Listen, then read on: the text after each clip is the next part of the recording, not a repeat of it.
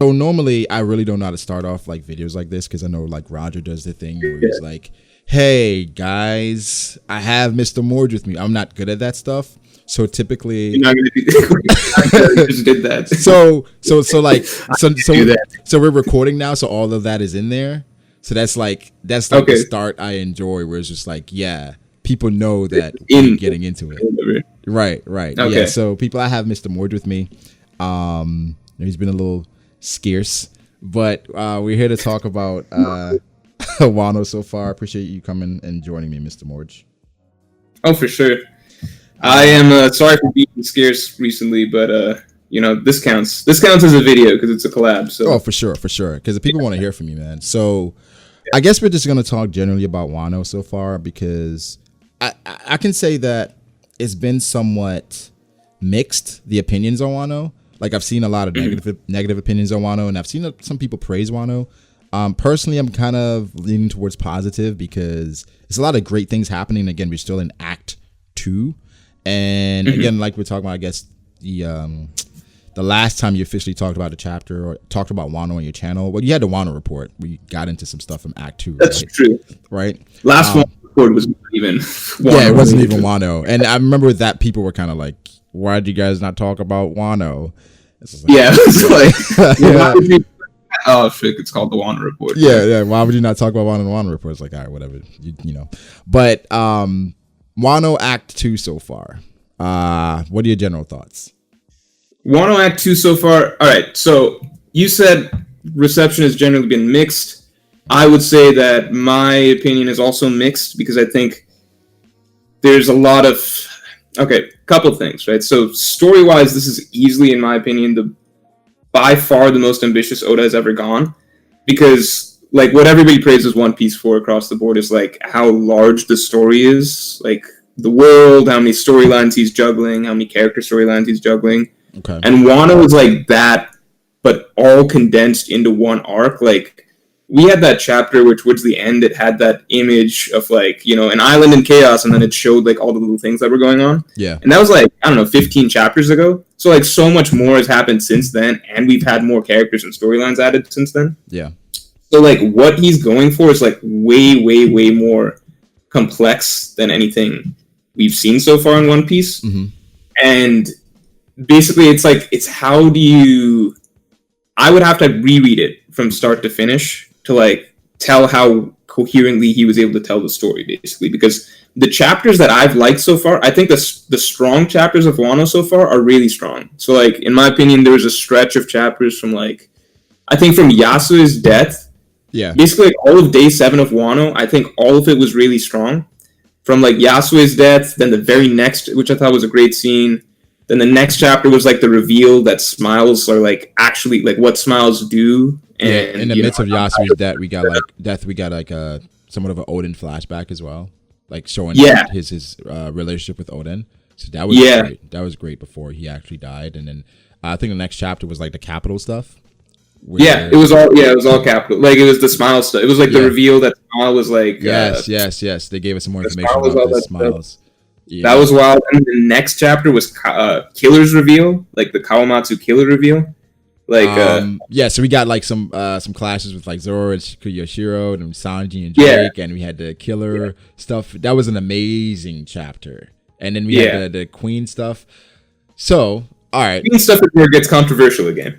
it does. And then because with the Queen stuff, Big Mom is involved with that. And yes, the Queen Big Mom thing is where it gets controversial. And I think with Big Mom, she's been a character that's been she's been controversial throughout, just based off of Whole Cake Island, because Whole Cake Island, I think for the community in general, was just like a controversial arc. So when she showed up to Wano, I can see like a lot of people felt like Whole Cake Wano would go down just in terms of quality, just because Big Mom was there and how Oda basically took away her memory.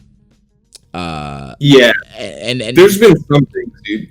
Well, some things that in addition to that, for Wano in general, it was certain moments where things happened and people felt like, okay, because these things happened, Wano is not going to be good. One of the things was the time travel, right? Where people early on, early on, people were like, Oda's introducing time travel. Oh, this is going to be terrible. right? Yeah. And I think he's handled that well so far, especially the limitation of going forward and not going back. I think that was great. And when Big Mom showed up, people were like, okay, why is Big Mom here? Like the cast that we have isn't prepared for a character like Big Mom. Then all of a sudden, Big Mom loses her memory. And it's like, oh, okay, Oda, you take away her memory so that she can be nerfed, so that the cast that we have can have a chance. Now Big Mom has her memory back, and skip forward. Now we have two fully fledged like Yonko against our alliance. But I guess back to the Kid and Killer thing. What are your thoughts on that as far as like the outcome of that whole scenario? Because if we jump forward again, Kid has left like Luffy and his group and say he wants to do things his own way. I guess I'm asking like, who do you think as far as like the smile, what happens with that? Does it get resolved with Killer? And do you think Kid reluctantly joins Luffy in the alliance at the end? Okay, so with the first part or second part first, I definitely think that like just based on what Kid said as he's leaving the prison, like that seems to be like his setup for his character arc in this arc, which is like, well, I'm not going to work with anybody else now. Well, no, you're definitely going to work with other people. But like that's just to me, that just seems like a pretty straightforward setup for him. Like, I imagine that's the direction his arc is headed. Yeah. And then, what do you call it? With Killer? So I made a theory like a while back that I thought that Kaido had killed Killer off screen. Yeah. Which apparently he did not. I am still sticking to the belief that Kid needs to lose his crew this arc. Like, I strongly believe that happens. I don't know if you ever saw that video. I didn't see that. To me, a lot. What's the reason for this? Huh? I actually saw the title. I didn't get to click on it. It was like Kaido kills Kid. Yeah. This was back when I didn't have like Ohara doing my thumbnails, so my thumbnail was just like a picture of Kaido. So it was just a picture of Kaido. Yeah, I think that's why I didn't click on it. Kaido, like, this isn't exciting at all. But it'll do the back then I didn't think about thumbnails at all. It's just like people like Kaido, they'll click on Kaido. Yeah, it's like, right. No, I need the thing is, it's like 1,000 videos with that same picture of Kaido. So like, exactly. Well, I pulled from the digitally colored comics, so I'm like, they'll love this. They're gonna eat this. But no, okay, this explanation. Okay, I'll try and condense it. All right. In my mind, big theme of going back to like Thriller Bark.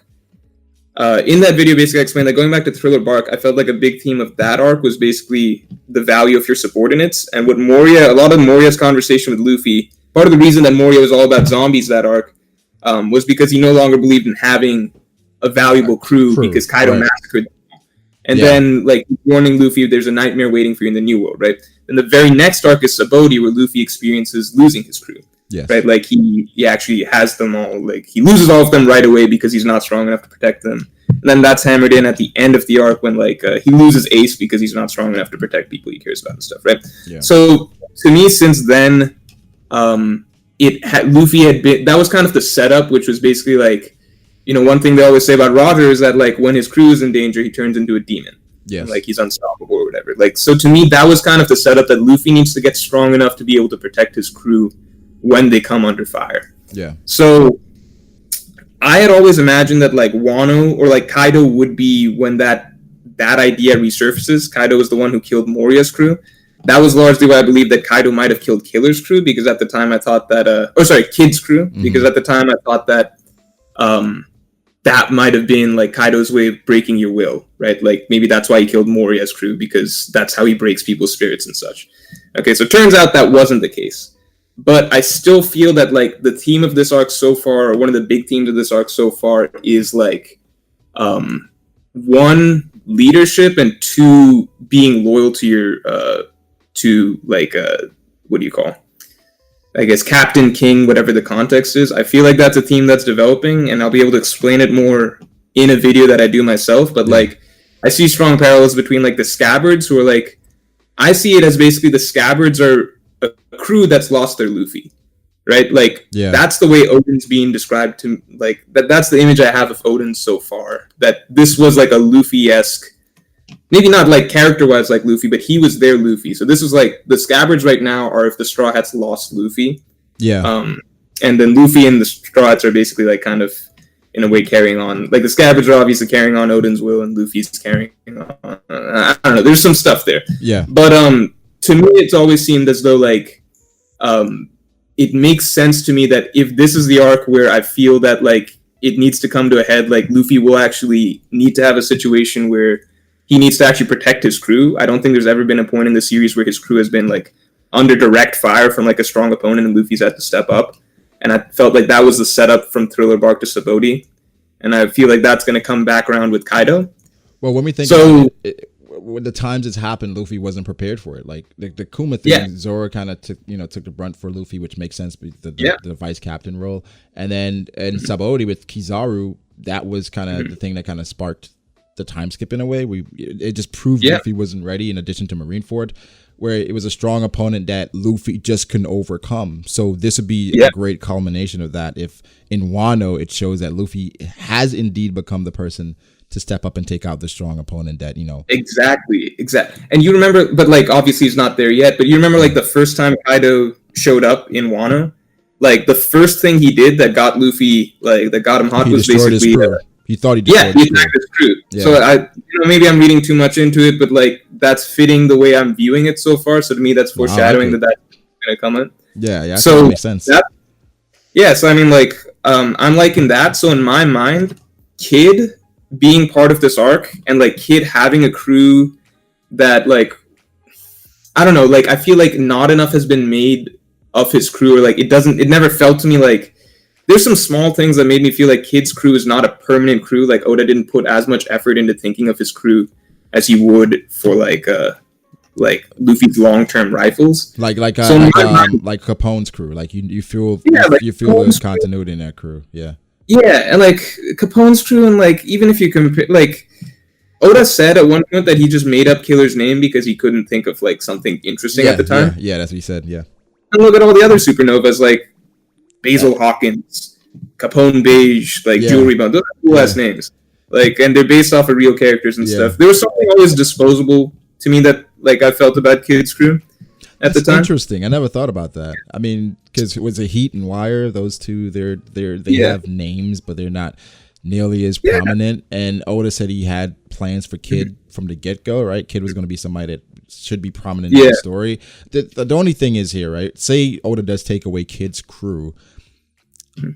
Does he join a crew? Because I don't see that happening. I'll tell you after the stream, because that's a theory. Okay, got it. So, guys, if you want to find out about that, Mr. Morj will have a video. Mr. Morj will have a video about that coming out soon. So, all right, that's cool. No, but like, so just have you seen my Fire Festival video? I just try like the problem is like in my mind, like if I have a theory, I wanted to fit in with other theories and stuff. So in my mind, like if Luffy's growth this arc is like ultimately him stepping up as a leader, being able to protect his crew, then I feel like a strong parallel would be if we have a guy like Kid who actually does have his crew killed by Kaido. So I guess, well, I know from your videos, you try to tell a story within a story through your videos, right? So it's like your videos it's kind of paralleling the One Piece story, in which this is how you see it, like from your perspective, obviously. Right. Yeah, from obviously what I'm saying is like conjecture. Yeah. But I guess for that, people are gonna say, all right, say it's the parallel where Luffy's crew doesn't get destroyed and Kid's crew does. Doesn't that continue the narrative of Luffy seemingly getting away with certain things that regular pirates wouldn't? Or does that just accentuates what makes Luffy special? I think it has to accentuate what makes, because there's only one.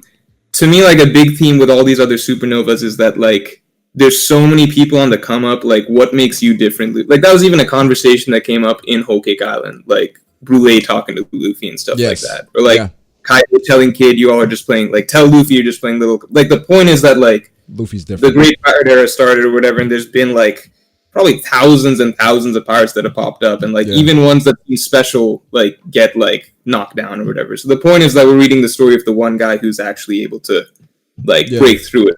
Because I'm a Kid guy. I don't know if you know. Dude, I love Kid. I love like Kid's my character and I'm a new character of Wano. But like I still think his crew's gonna die. So I don't really care for his crew other than Killer for the most part. Yeah. And I think for me personally, like I can see it going that way where Kid's crew, gets annihilated. Mm. But I think for me, as far as like my personal enjoyment, I'm rooting for Kid mostly because I want another challenge for Luffy. I think there's like intrigue in like opposition in part of like we know Blackbeard is there, right? But what if we have somebody else that was a looming threat, right? Because we know, I feel like that's like a thing in stories in which you have like the villain, but then you have different antagonists where the villain kind of makes things like that's the primary person you have to take out, but there's like other antagonists around to kind of make shit more interesting. I think that's kind of like what I want for Kid. I 100% believe that's the case for Kid. I just don't think he's getting there with this crew. Okay, so I think he's fair. getting the best. Yeah, so like in my mind, that's part of his growth. I think like losing his crew, but I don't think that's the end of Kid. Like I think he's got a really big role to play in Wano overall. I like it. I think like the Fire Festival, I believe that ends in failure. So in my mind, Wano, you did say that, all of this is in that context. So like I do think that there's a point where like everybody's going to hit a low point. That hasn't happened yet. So like in my mind, part of it as well. I'm sorry, go ahead. Kids losing his crew. I don't know, possibilities like that are speculation. Yeah. I think a part of the reason as well why I'm kind of driving towards the Kid thing so hard is because I felt like we lost that when we lost Law. What I mean we lost Law is that Law, at this point, I don't think he's going to do anything to Luffy in regards to like maliciously or whatever. I feel like he feels like a part of the crew, right? In all honesty, he feels like a part of the crew. I know he has his own thing going on, but I'm not sure where that goes. I guess we can transition into the Law and Hawkins stuff. Like what's your assessment of like those two characters? Because I think those interactions have been some of the best in Wano. Like every time they've interacted. Yeah, because like they're the two. Like One Piece doesn't have that many like chess masters. Yeah. But like it's got two with them. Yes. And okay, how'd you feel about the scene where like how'd you feel about like Hawkins getting just off screen amputated? So in my review I said that I would have liked an entire chapter dedicated to like Law's and Hawkins interactions, because even when Hawkins shows up at like the capital that time after like Yasui's death, and then Law's like, I thought that you would show up. And then, because he was ready for Hawkins at that point, and Hawkins like, well, I have your crew, so you can't defeat me. And then we jump forward, and then Law basically has Hawkins chopped up, and Hawkins just reveals everything about Kaido and the Alliance. Yeah. But what I thought was interesting with them was that Law, even in the midst of all that, was still inquiring about, like, he's still trying to get information, which goes to show the type of person that Law is, where it's just like, no matter what, he just wants to keep moving forward. And I think that's what kind of turned them off from the Straw Hats a little bit, or this alliance, in which they just seem stuck in the mud, where it's like so much finger pointing.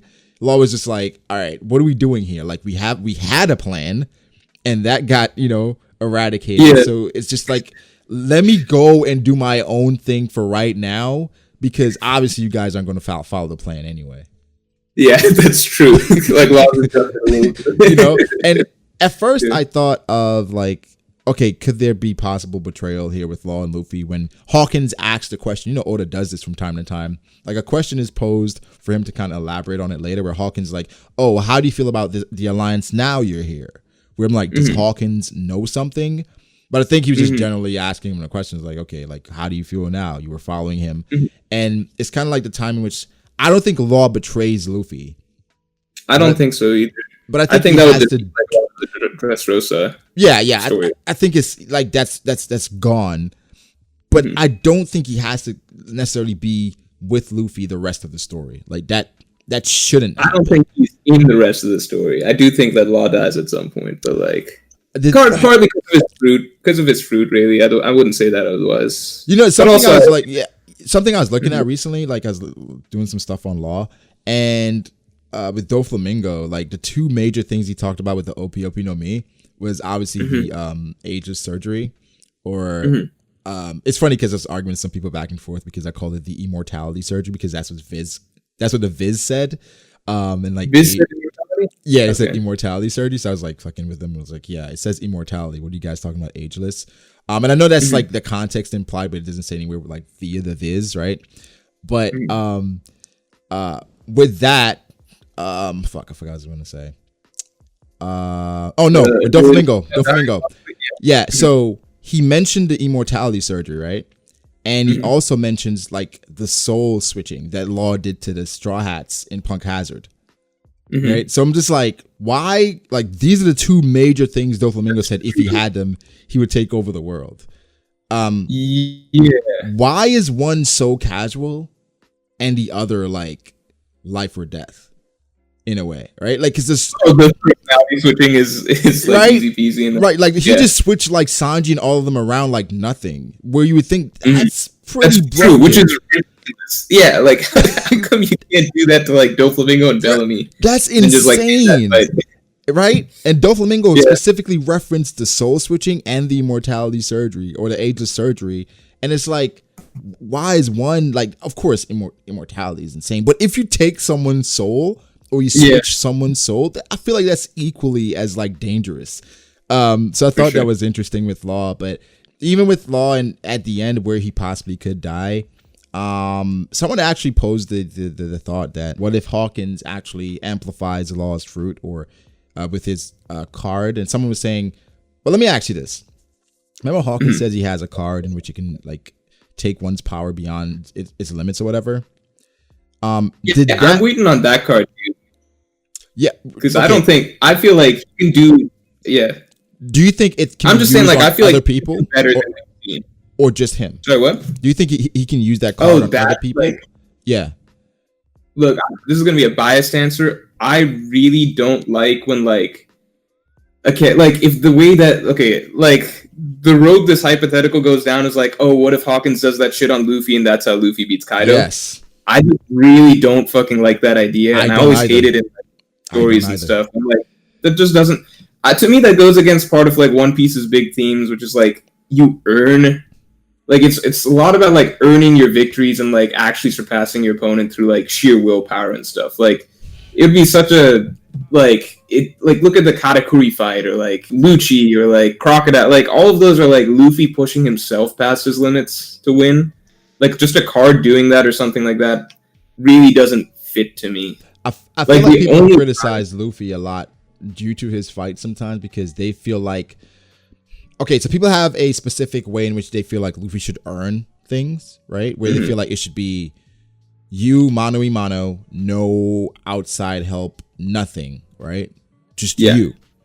But I feel like part of the theme of Luffy is not only him earning things, but he's earning it through like the will of others as well, right? So it depends. The Rob Lucci one, you could say like that was one where he literally had to push past his limits because it was just him and Rob Lucci. That's it. Of course, Usopp was there. He called out to him, and Luffy had that, the second wind. But if you go to Doflamingo, it was obviously Law had to contribute, right? That had to be part of the narrative. So that had to happen. And we go to Katakuri. Of course, there's a lot of contention with that fight as far as like what happened and how Luffy came out of it. I do think obviously what Luffy did, it took willpower.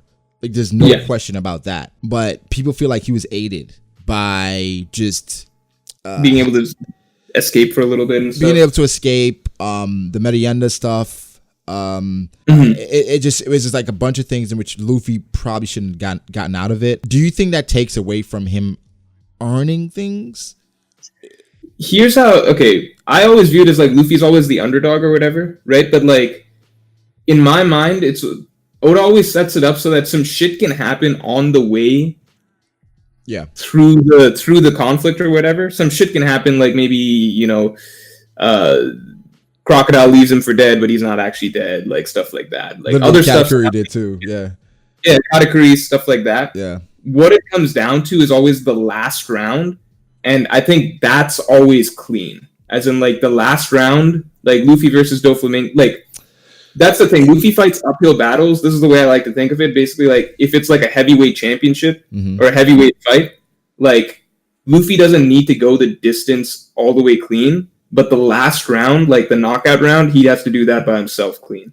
So that's how I view it. And back when I was talking about like Luffy 1v1 in Kaido, that's also how I view that. Like I think people can do stuff in the middle, and there'll definitely be team ups and stuff going towards the end. Yeah. So maybe taking down Kaido's health bar.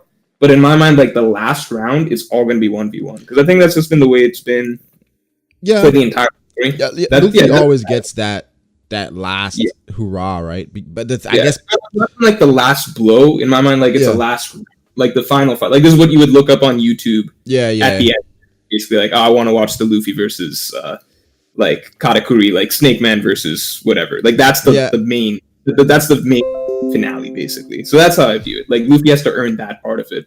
I agree with that. But I guess in a way, like with Katakuri, people feel like with Katakuri, Doflamingo, and how Kaido could be set up as well. Like the characters that are overwhelming, you kind of you love them because they're overwhelming. That's part of it. Yeah. I think that makes a good villain as well when they can actually back up what they say. For sure. People feel like with those characters, they're brought down to a level in which Luffy can reach. They feel like it happens a bit too frequently, in which with the Katakuri fight, all right, he had the almost seppuku moment in which he stabbed himself after Luffy got hit, right? And while I agree that Katakuri had to do that, like based on the type of person he was, like it's just something that he had to do. But the Doflamingo thing with the Gamma Knife and Law being involved, one could argue Doflamingo as a figure, he didn't have the, I guess, he didn't get taken out the way he should have, right? Like he was bigger than that. Like how he got taken out in Dressrosa should have been somewhat of a bigger deal because of what he's been set up to be, what he was. Of course, we know the repercussions of him going down, like what happened and what's still happening. But I think people felt like Doflamingo as a character maybe should have been a bit stronger. But I feel like Doflamingo is fucking amazing, right? And I guess this goes back into the nuances of like power scaling and, you know, shonen tropes where the further you go in the story, like things are revealed, like Rio, where they're like, why did Doflamingo not know something like that? Or why did like other top tiers not show things like this before? It's real. I mean, it's a lot of it is subjective, but Ryu, like I think you could argue like Sabo has used that at Dress, like you know that dragon's breath thing. Yeah, we found a core of something. Yeah. I feel like that's definitely that. I agree. Like, I agree. The admirals when they stop like Whitebeard's Quake.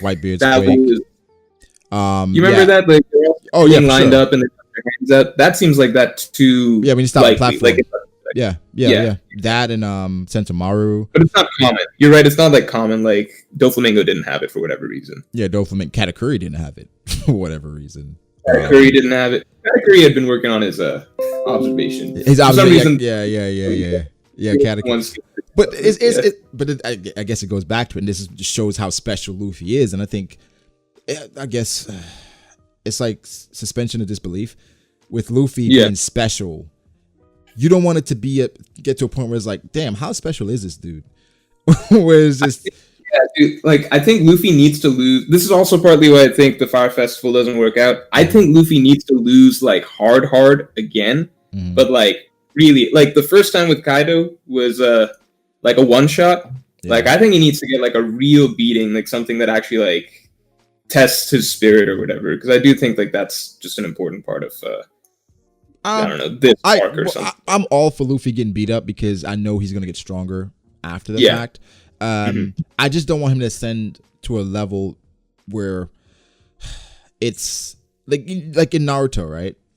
I guess in Boruto. Naruto and Sasuke, they had gotten to a point in Naruto in which they were literally gods. Yes. And so logically, because of how strong these characters were, there was no way you could justify anybody else other than Madara or Kaguya doing anything to them. So in Boruto, when you had like a random guy with a Sharingan like hurting Naruto, does that happen? I have no idea. Yeah, it's like a moment. It was like a one shot that came out right back in the day. It was like it was like this kid that had Naruto like backpedaling. I'm like. Like you can't, like there's no way you can convince me of that. So in the anime now, right? They recently had Luffy and Zoro versus Batman. You remember Batman? That I saw that. You saw that? Where Luffy attacked Batman and Batman sent him back, and I'm just like, Luffy is a monster at this point. Like, even if Luffy attacks you in base form. Like, yeah, it was real crazy. Batman.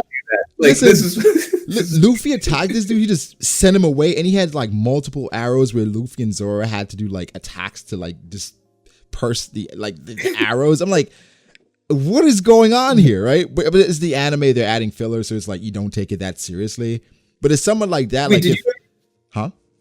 Did you ever see like in Whole Cake Island there was like some random filler I saw like Sulong form Peckums? Yeah. Like Yep. slap Sanji. Like slap Sanji. Yeah.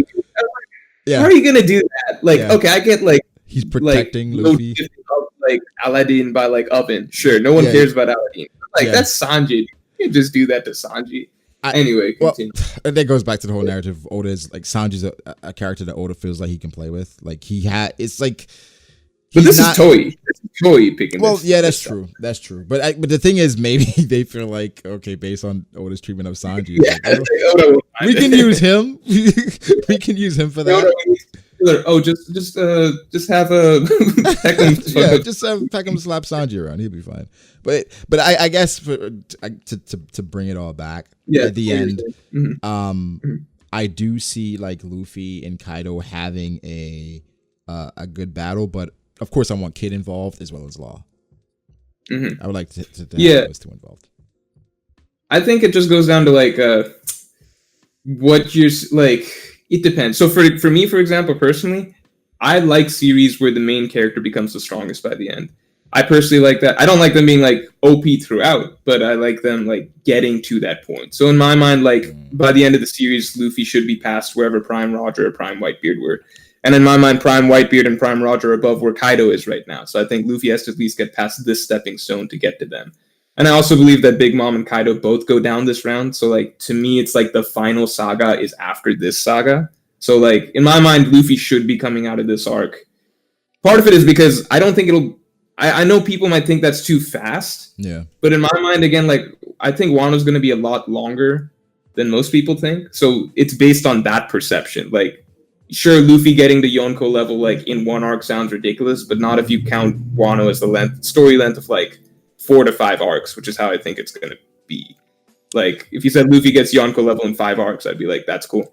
So, yeah, that's kind of how I view it. I do think, like, Luffy's going to have to stumble and fall and probably have more fights along the way there, but I do think, like, by the end of the arc, a lot of people are going to do stuff to Kaido. There'll probably be team efforts, but I do think the final round will be, like, and this is how I prefer it, so that's partly why I see it that way, the final round would be Luffy and Kaido mano a mano.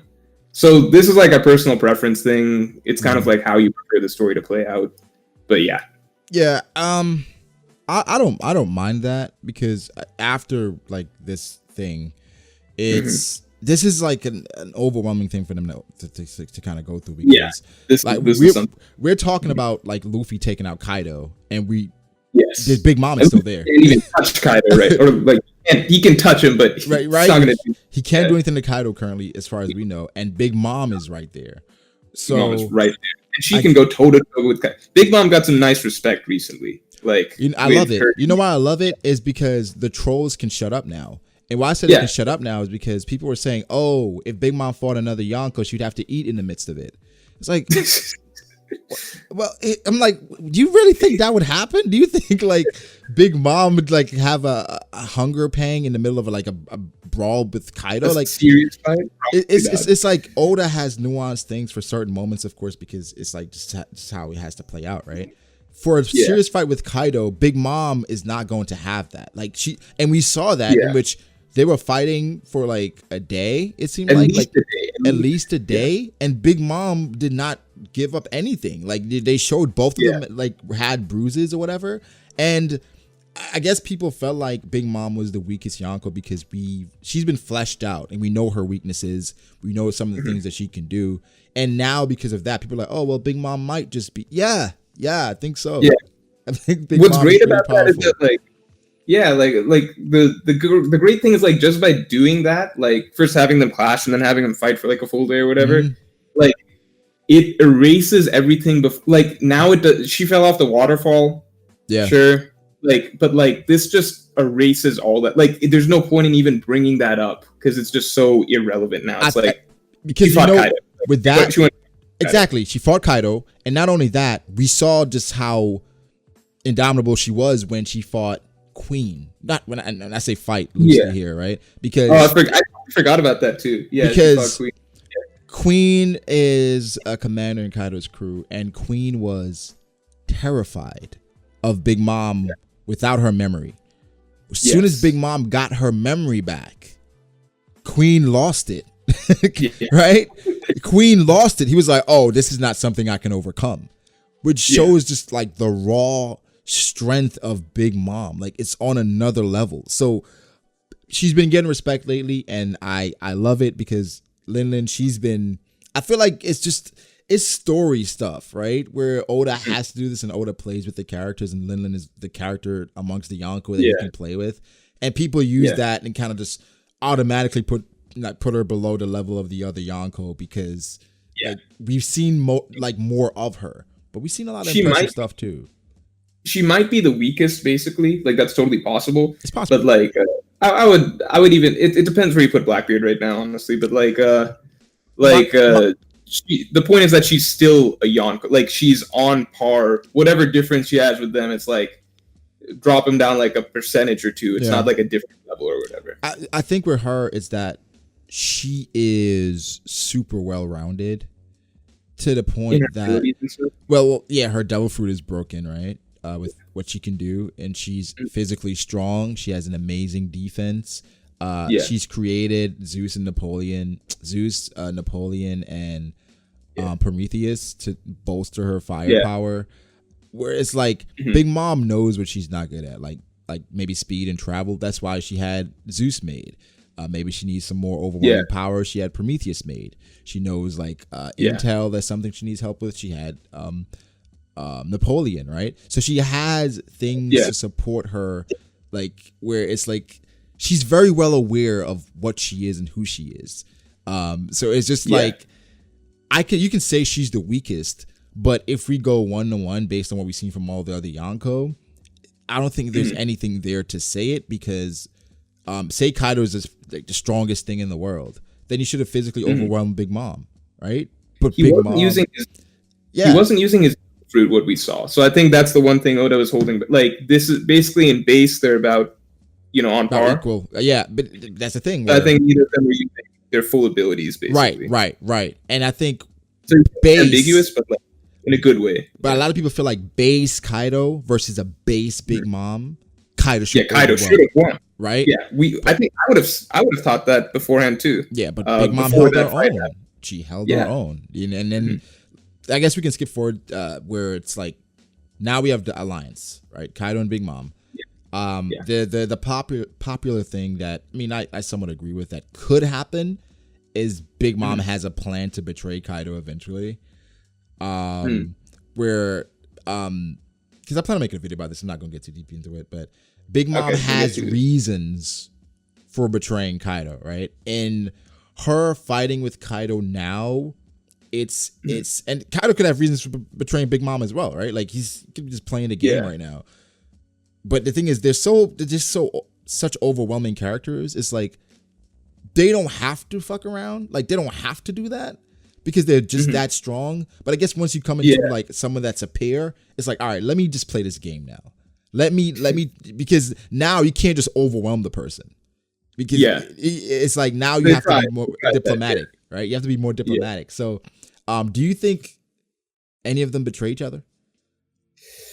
Yeah, actually, I hadn't even because in my mind, once they had teamed up, like in my mind, I was basically like, okay, so that's basically the duo for the rest of the arc. I didn't actually even think about whether they betray each other or not. If they betray each other, from what you said, like it makes sense. Big Mom would be the one to do it to Kaido because I think like Kaido, he just doesn't seem like that sort of a dude. Like he, in my mind, from what little we've seen of him, it's pretty straightforward. Like he thinks he's the simple. Like it's simple, straightforward. Yeah. Big Mom, from what we know, like she'll betray. Like she'll betray. Yeah, she'll play the game. She'll play the game, and she'll like, let's see how this goes. And we know she has vested interest in Kaido's crew, so it's kind of like, there's things there where Big Mom can say, all right, nah, I'm done with that. But it's a lot that could happen. Like, when would that come into play? Like, at the Fire Festival or, like, really late down the line or something? It would have to be at the moment when they invade. You think her crew's coming over, by the way? Not all, they can't. It's okay. If Oda somehow has Big Mom call Katakuri and the rest of her crew over, I don't know how. How do we? There's too much stuff. It's a lot. I don't know if Oda even thinks in terms of too much stuff, which might be his biggest weakness. Yeah, that's probably the weakness. That's his biggest weakness. Because Dressrosa was too much stuff. Dude, Dressrosa, I've always felt Dressrosa was like his attempt at doing a Wano setup in miniature. Yeah. If you think about it, to me, because it's like Dressrosa was kind of like it's the same setup. Mm-hmm. It's trying to overthrow it. Like they come to an island, they find out about a rebellion, and like there are other characters that show up from outside, like the Coliseum fighters, and then at the end they all try and take him down. But it's all on like a much smaller island, much smaller cast of characters to start with. Early on, like the rebellion's just the toy soldier and then his dudes and stuff like that, and it's all happening in one day, and it's very like quick. So, and because it's part of the setup to the Wano storyline, I felt like Dressrosa was his attempt to like test that out, like that multiple, like large cast of characters, multiple storylines going on type of thing in miniature, and then like try it on the big scale with Wano, where it's like a 2-week plan with like all this shit and all of these other stuff, and like probably other characters coming in from outside. That's a good point, because maybe Oda learned from this.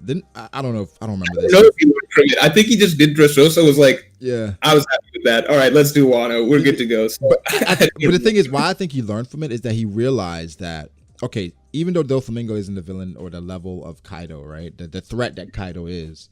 Yeah, this isn't the downside. Right. It was too quick.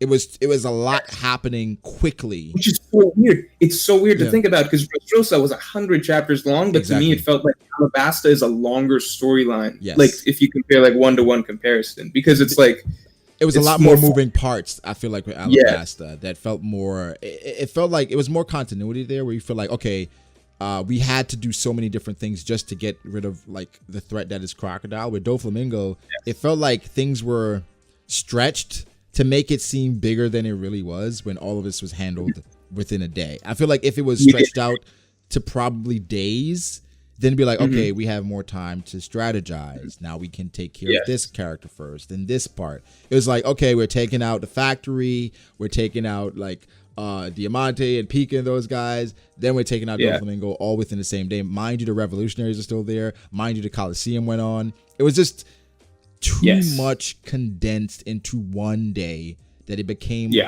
convoluted. It should have been stretched out. So that I think that's probably where you learned in Wano. It's like, you know what? Let's stretch Wano out. Let's not have everything go down in one day in Wano, because it's like it's a long ass storyline.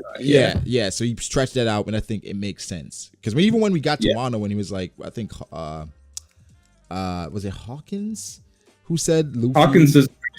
He said something about Luffy's chance to defeat Kaido in like 7 days is gonna be 19% or something like that. We were like, it was in 1 month. So that's the story. That's the timeline I'm still going by personally. I think like that's.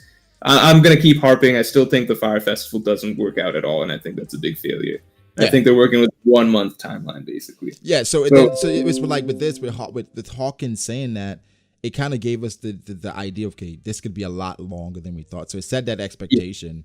So I think we're pretty much ready to digest like a long arc. A lot of people are expecting Wano to be a long arc.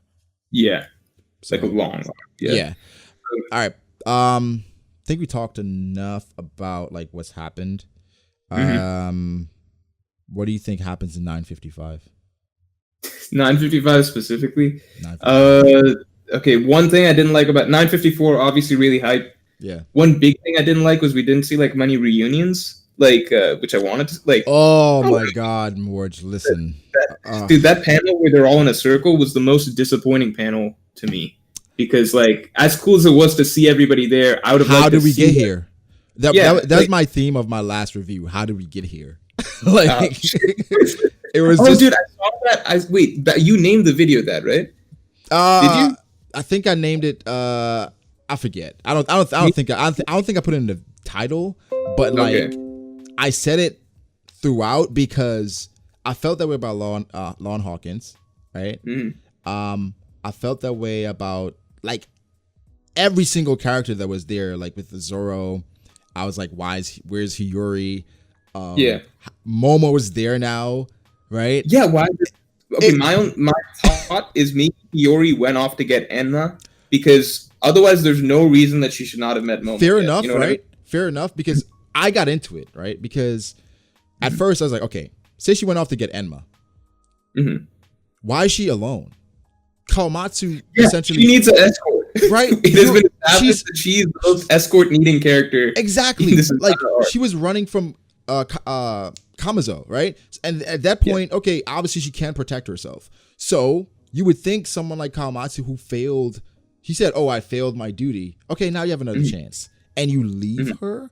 So that was surprising to me. And of course, we went back and think in chapter 938 or 939, she said, "Oh, I should probably wait till after the fight to see Momonosuke," right? Because after Zoro told her that Momo was alive. Yeah. But then I was like, Oda not having her meet Momo is just for the story's sake, and it doesn't have like the continuity of okay, that's what you wanted to happen, but this is what's happening, right? It's not logical. Where you just not okay, we're not just gonna meet him because that's what you want and that's what you said at the beginning. You know, because like, she wouldn't be with this group. Like it doesn't. Why wouldn't she? And people are saying, well, she's not a part of the strategy meeting. Like she's not someone that's. I'm like, she could offer a lot towards like defeating Kaido. Like she's been with them for a while now. Like she could offer some insight with the strategy meeting. And people saying, well, she could be around the area. I was like, well, then why did he steal us of that joy of like a Momo and Hiyori reunion? Like that's something I want to see.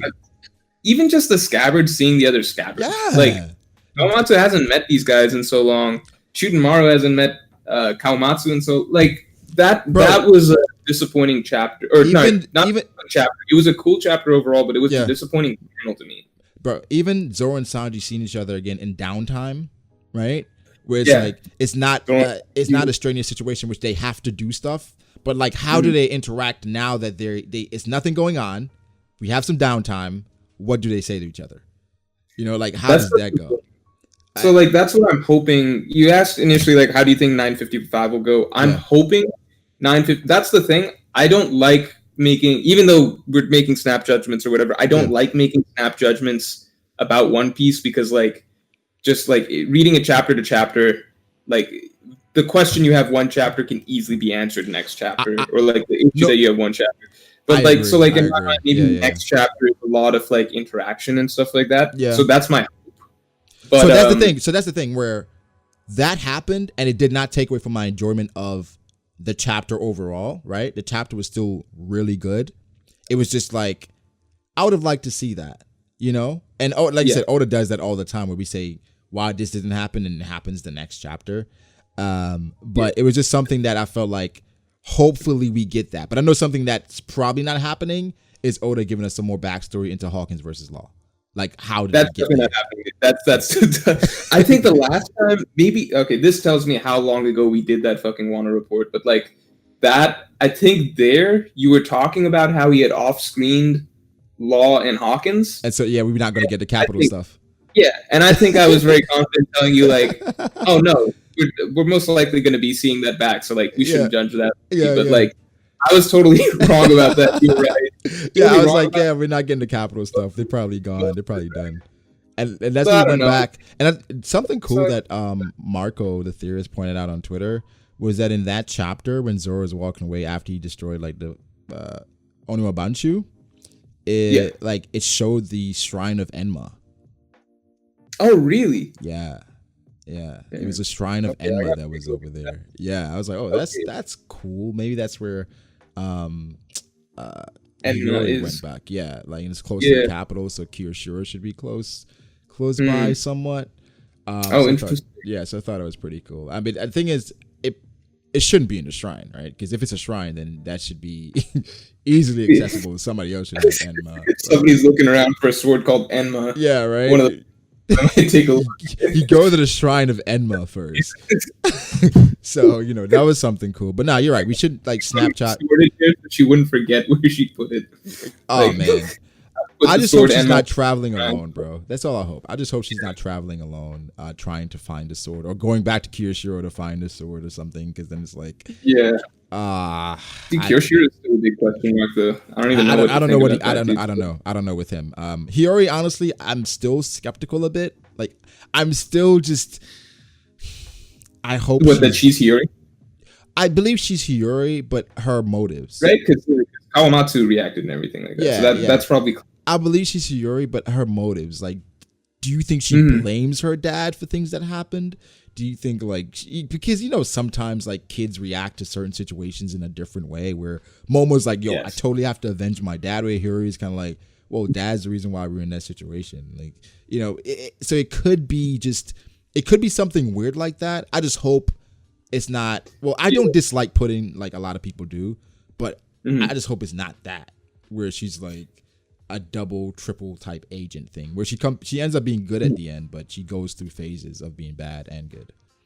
Did you ever see that movie Interstellar? A while ago. Yeah, I did. Really minor, but like part of the plot is like Matthew McConaughey, he goes off to space to explore and find a better planet. Yeah. And like he gets stuck in some time warp. So he leaves his kid behind. So he's going off to try and find a planet to save the Earth that everyone can migrate to. But so he goes off behind. And then he gets stuck in some time dilation type thing. So time moves faster for him or slower for him or something along those lines. So then like basically his daughter grows up and like dad never comes back or whatever, but he keeps getting video messages from her. And basically she grew up to be really mad that he went off to save the world and didn't stay there to like raise him. And I was like, that's fucking stupid. So that's just random tangent, but that made me remember that. I'm like, if Yori's pissed at Odin, then that'd be really stupid.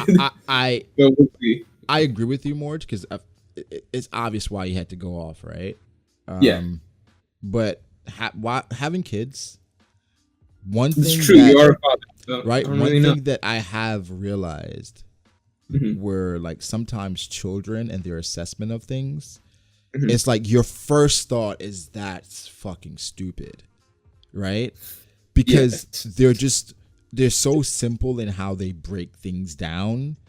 It's just like as you get older, you're more wired to understand consequences and actions and just how like the grand scale of things and like just the overall grand scheme. For kids, they're just so in this box that they're saying, okay, why didn't this happen? Because they're only thinking about how it affects them. So I'm thinking she probably grew up with that mindset, like my dad abandoned me for the world. So it's like, fuck the world. So I always go back to like the Sasuke and Itachi thing, in which Sasuke and Itachi, while Sasuke cared about Itachi and his motives and the things he cared about, he still said, fuck the village, and I'm going to destroy the village, even though that's what he gave it all up to protect. Yeah. Right? So it's just like weird how like people process information. So that's something I'm always interested in, like and I think that's a part of us and like the viewership, why they like reviews as well and reactions, because you're interested to see how somebody processes this information. Where where like they're like, okay, I process it this way, I want to see how you process it. And that goes back to some of like your analysis as well, where I feel like you play with that, where it's like One Piece is like a puzzle, right? And in your video you start to put it together at the beginning, right, throughout the video, and at the end you put that final piece in and everybody's like, oh fuck, there it is.